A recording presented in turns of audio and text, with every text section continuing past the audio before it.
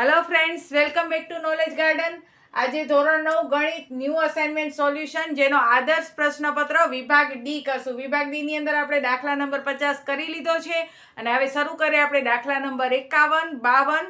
તો ચાલો ઝડપથી શરૂ કરીએ આજનો વિડીયો અને જોઈએ દાખલા નંબર 51. તો હવે જોઈએ દાખલા નંબર 51. એમાં કહે છે સાબિત કરો કે ત્રિકોણના એકરૂપ ખૂણાની સામેની બાજુઓ એકરૂપ હોય. તો અહીંયા જુઓ, તમને ત્રિકોણ ABCD આપેલો છે. પક્ષમાં આપણે કહેશું કે ત્રિકોણ ABC માં ખૂણો B અને C એકરૂપ છે. આ પ્રમેય છે અને તમને શું સાબિત કરવાનું છે એના ઉપર તમારે ફોકસ વધારે કરવાનો. તો અહીંયા કહે છે કે ત્રિકોણના એકરૂપ ખૂણાની સામેની બાજુ. તો એકવાર તો આપણે એક ત્રિકોણ દોરી લેવાનો અને એ ત્રિકોણનું નામ શું આપી દીધું? A, B અને C. હવે ત્રિકોણના ખૂણાની સામેની બાજુ, એકરૂપ ખૂણાની સામેની બાજુ.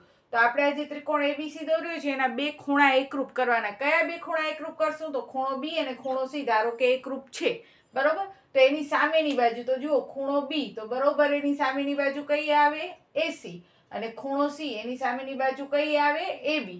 તો આપણે AB અને AC એકરૂપ છે એ સાબિત કરવાના છે. એટલે કે પક્ષમાં આપણને આપ્યો છે કે ત્રિકોણ ABC માં ખૂણો B અને ખૂણો C એકરૂપ છે અને સાધ્યમાં આપણે સાબિત કરવાનું છે કે એની સામેની બાજુ AB અને AC એકરૂપ થાય.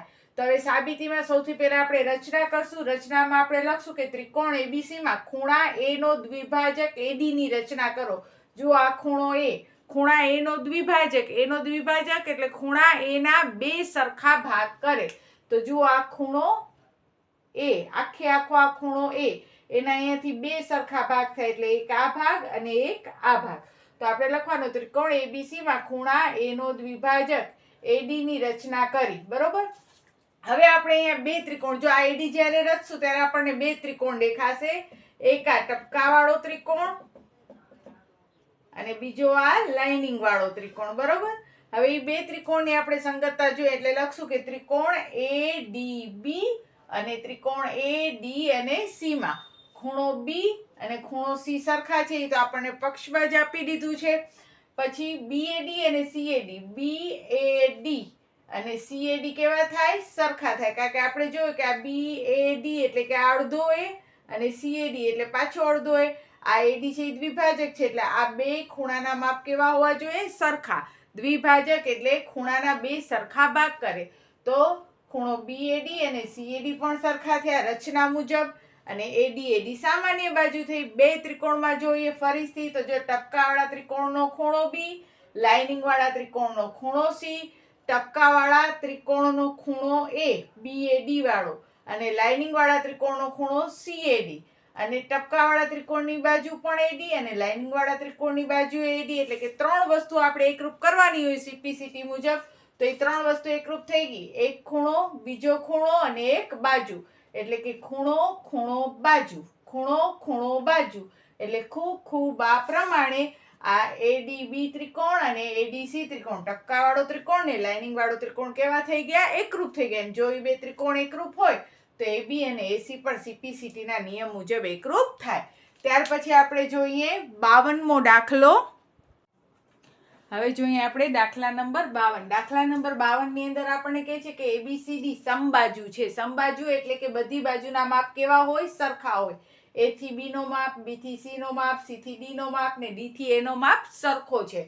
અને તેના મધ્ય બિંદુ, AB નો મધ્ય બિંદુ P, BC નો મધ્ય બિંદુ Q, CD નો મધ્ય બિંદુ R અને AD નો મધ્ય બિંદુ S છે. અને PQRS ને આપણે જોડીએ તો એ PQRS લંબચોરસ છે એ આપણે સાબિત કરવાનું છે. તો પેલા પક્ષ લખશું. પક્ષમાં લખશું ABCD સમબાજુ છે અને બિંદુ PQRS એ અનુક્રમે AB, BC, CD અને AD ના શું છે? મધ્ય બિંદુ છે. સાધ્યની અંદર PQRS કેવો છે? લંબચોરસ છે. આપણે સાબિત કરવાનો છે. હવે સાબિતીની શરૂઆત આપણે કરશું કે ભાઈ ABCD સમબાજુ છે ને સમબાજુમાં સામસામેની બાજુઓ કેવી હોય? સમાંતર હોય. તો સ્ટાર્ટિંગ આપણે આવી રીતે કરશું કે ABCD સમબાજુ છે એટલે AB સમાંતર CD હોય અને BC સમાંતર AD હોય. જુઓ, સામસામેની બાજુઓ કેવી હોય? સમબાજુની સમાંતર હોય. હવે પેલો ત્રિકોણ આપણે અહીંયાથી લેશું, ત્રિકોણ APS અને QCR. યાદ રહે એના માટે જો મેં અહીંયા તમને નંબર આપી દીધા છે. નંબર 1 અને 2 ત્રિકોણ. આ સામસામેના બે ત્રિકોણ છે, આપણે એની સંગતતા જોશું કે એ બંને એકરૂપ છે કે નહીં. આ ઉપરનો ત્રિકોણ અને આ નીચેનો ત્રિકોણ, બરોબર. તો ત્રિકોણ એપીએસ અને ત્રિકોણ ક્યુસીઆર એ બંનેમાં જોઈએ તો આરસી અને પીએસ સરખા. જુઓ, આરસી અને પીએસ સરખા થાય. શું કામ? તો જો આખે આખી આ એબી અને સીડી સામસામેની બાજુ છે, તો સામસામેની બાજુના ટુકડાઓ પણ કેવા હોય? સામસામે જ હોય. અને સમાંતર બાજુ ચતુષ્કોણની સામસામેની બાજુઓ કેવી હોય? સરખી હોય, બરોબર. આપણે દાખલો ટૂંકો કરવો હોય તો આપણે ડાયરેક્ટ આવી રીતે લખી શકીએ. આપણને ખબર છે કે જો આ એબી અને સીડી સામસામેની બાજુ છે, સામસામેની બાજુના માપ કેવા હોય? સરખા હોય. તો એનો મતલબ કે એપી અને સીઆર નો માપ કેવો હોય? સરખો હોય. અને એએસ અને ક્યુસી નો માપ સરખો હોય, બરોબર.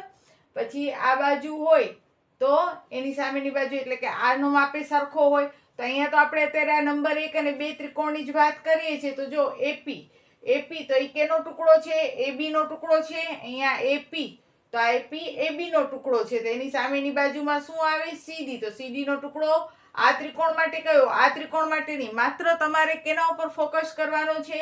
હાલો આપણે કરી નાખીએ કે આ ટપકાવાળો ત્રિકોણ અને આ લાઇનિંગ વાળો ત્રિકોણ. તમારે આ બે ત્રિકોણ ઉપર જ ફોકસ કરવાનો છે અત્યારે.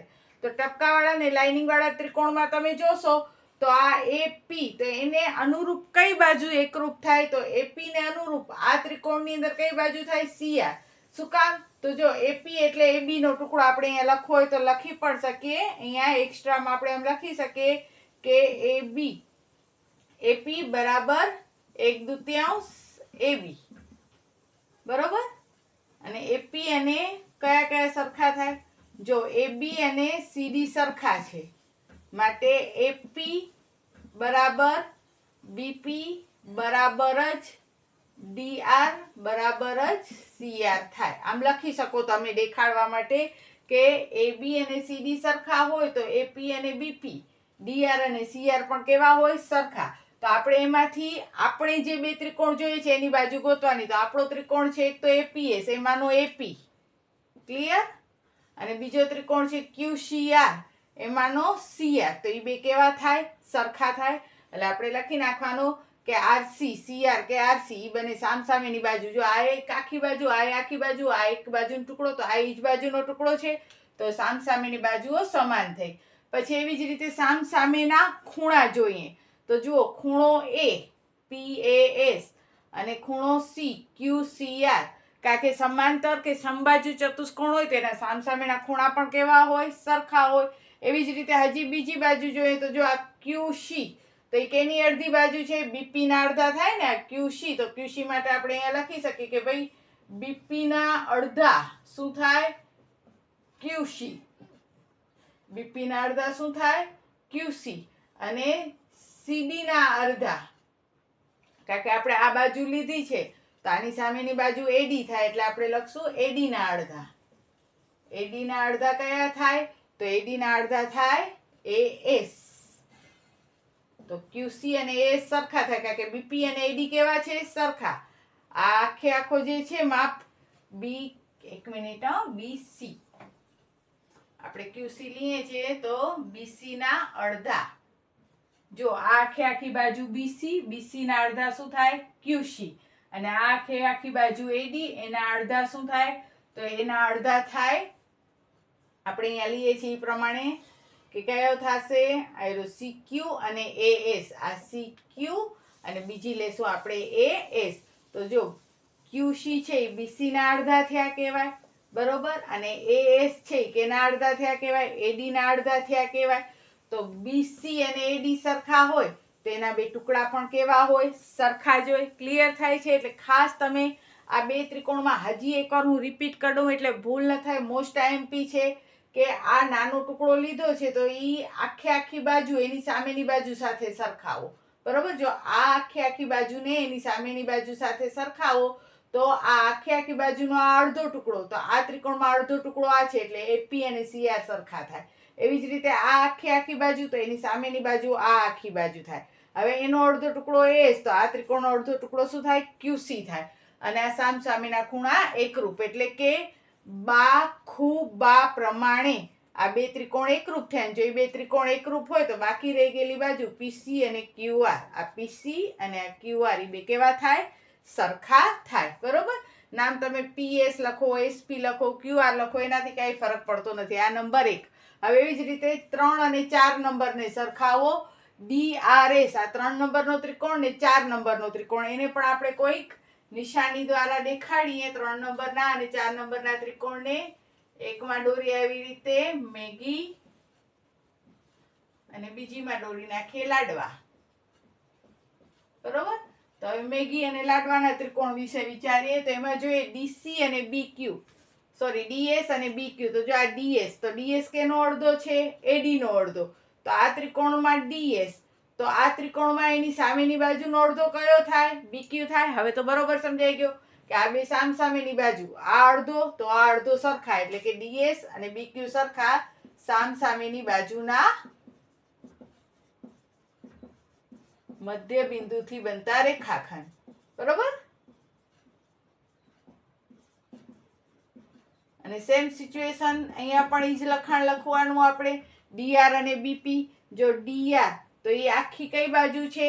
ડીસી ની આખી બાજુ, એનો અડધો ટુકડો ડીઆર. તો આખી બાજુ કઈ છે? એબી. તો એનો અડધો ટુકડો શું થાય? તો આપણે તો લાડવાની વાત કરીએ છીએ એટલે બીપી થાય. કયા ત્રિકોણને જોઈએ છે એ યાદ રાખવાનો. એટલે કે જોઈએ આપણે, તો જો આ મેગી અને આ લાડવા, આખી બાજુનો આ નાનો ટુકડો મેગીનો ડીએસ, તો લાડવાનો કયો આવે? તો એની સામેની બાજુ જોવાની. આ બાજુની સામેની બાજુ આ થાય તો લાડવામાં કયો આવે? બીક્યુ આવે એનો અડધો, એટલે ડીએસ અને બીક્યુ સરખા. પછી આપણે જોઈએ આલી બાજુ, તો એ કઈની બાજુ છે? ડીસી ની બાજુ છે. તેની સામેની બાજુ કઈ થાય? બીપી થાય. હવે ડીસી ના અડધામાં આપણી જે મેગી છે એનો કયો અડધો ટુકડો આવે? ડીઆર નો. ડીસી ના અડધા ડીઆર. તો આ લાડવાની અંદર એની સામેની બાજુનો અડધો ટુકડો કયો આવે? બીપી આવે. તો એ લખી નાખ્યું. અને બંનેના સામસામેના ખૂણા કેવા હોય? એકરૂપ હોય. બરોબર? એટલે સામસામેના બે ત્રિકોણ આપણે એકરૂપ કરવાના. એ પણ ખૂણો બાજુ, આ બાખું બા જ આવશે, એમાં પણ બાખું બા. બાખું બા પ્રમાણે એ ત્રિકોણ પણ કેવા થયા? એકરૂપ થયા. ને એ બે ત્રિકોણ એકરૂપ, તો આ બાજુ અને આ બાજુ પણ કેવી થઈ? એકરૂપ થઈ. હવે આપણે શું કરશું કે અહીંયાથી એક હું લાઈન દોરી નાખીશ, બી અને ડી ને જોડતી. તો જો ક્યુઆર સમાંતર બીડી સમાંતર પીએસ થયો કહેવાય, ક્યુઆર સમાંતર બીડી અને બીડી સમાંતર પીએસ થયો કહેવાય. પરિણામ 3. હવે જોઈએ કે આ સામસામેની બાજુ સમાંતર છે, આ સામસામેની બાજુ સમાંતર છે, તો પછી અહીંયા કને જોઈએ તો આ પી ક્યુ આર, તો આ બે સમાંતર રેખાના છેદિકા થયા, તો અંતઃકોણની જોડ થઈ. તો અંતઃકોણની જોડનો સરવાળો 180 હોય, પણ આ બે ત્રિકોણની અંદર જોઈએ તો આ બે ખૂણા કેવા થાય? સરખા થાય. એટલે બંને ટુકડા કેટલાના થવા જોઈએ? 90-90 ના. ને અહીંયા બંને ટુકડા કેટલાના થવા જોઈએ? 90-90 ના થવા જોઈએ. એટલે આપણે લખવાનું કે ભાઈ ક્યુઆર બીડી પીએસ બીડી આ ત્રણેય બાજુઓ એકબીજાને સમાંતર છે ને જ્યારે એકબીજાને સમાંતર હોય ત્યારે આ ખૂણા કેટલાના થાય? 90 ના થાય. 90 ના થાય તો ચારે ખૂણા 90 ના થયા અને સામસામેની બાજુ સમાંતર છે એટલે શું હશે? લંબચોરસ હશે. તો આ રીતે તમે આખો સાબિત કરી શકો છો. જરાક અઘરો છે. 9મા ધોરણના વિદ્યાર્થીઓ માટે આ ભૂમિતિ જરાક આનામાં અઘરી લાગતી હોય થોડીક તમને, પણ આવી રીતે તમે સ્ટેપ બાય સ્ટેપ કરશો કે પહેલા બે ત્રિકોણ, પછી બે ત્રિકોણ, પછી આ ત્રણેય બાજુ સમાંતર હોય ને, ત્રણેય બાજુ સમાંતર હોય ત્યારે આને સમાંતર આ થયો, આને સમાંતર આ થયો કહેવાય. ને સમાંતર હોય તો અહીંયા અંતઃકોણ થયા કહેવાય. ને અંતઃકોણ થયા હોય તો આપણે ખબર છે કે સામસામેના ખૂણા ને વળી આ મધ્ય બિંદુથી ખૂણા બને છે એટલે આ મધ્ય બિંદુથી બનતા ખૂણા એકરૂપ હોય. તો આ બેનો સરવાળો 180 થાય ને આ બે ખૂણા એકરૂપ હોય તો 90-90. આનો સરવાળો 180 થાય ને એકરૂપ હોય તો 90-90. આમ વિચારો તો પણ 90-90. તો ચારે ખૂણા 90 ને સામસામેની બાજુ સમાંતર એટલે આપણે કહી શકીએ કે તે લંબચોરસ છે. ત્યાર પછી જોઈએ 53મો દાખલો. તો બસ આજના વિડીયોમાં આટલો જ. નેક્સ્ટ વિડીયોમાં વળી આપણે વિભાગ ડી ના બાકી રહી ગયેલા 2 દાખલા કરશું. આ વિડીયો તમારા દરેક ફ્રેન્ડને શેર કરજો. તો બસ આજના વિડીયોમાં આટલો જ. ત્યાં સુધી બધાને જય હિન્દ, જય ભારત. સૌ ભણે સૌ આગળ વધે.